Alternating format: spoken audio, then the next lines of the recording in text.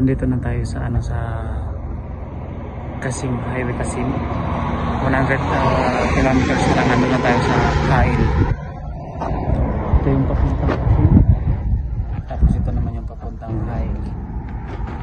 Tumigil lang kami dito kasi nagsasala yung mga amo.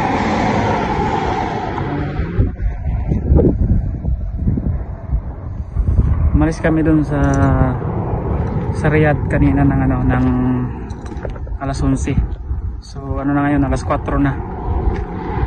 Walang tigil lang sasakyan, ngayon lang kami tumigil kasi nagsala sila.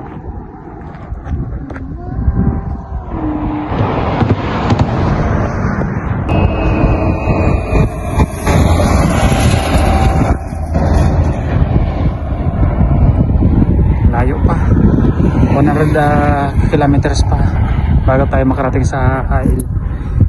Ano pa, 1.5 oras. Ito mga kabady natin na mga tracking na linampasan ko to kanina eh.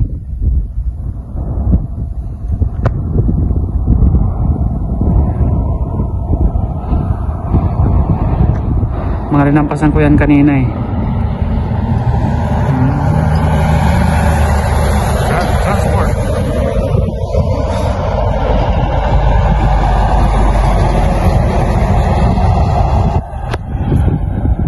Alright, keep safe buddy. Keep safe. Okay mga paday, so nandito na kami sa bahay ng kapatid ni Amo. Tingnan niyo yung harapan ng sasakyan.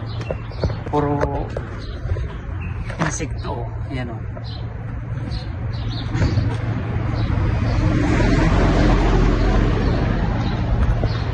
Puro insekto. Alright, so nandito na tayo sa bahay ng kapatid ni Amo.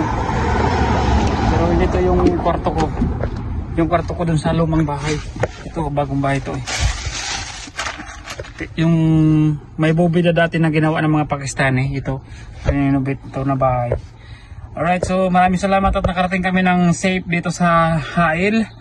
Ayan, shoutout po sa lahat ng ating mga kabali dyan. Drive safe always. Mas salamat.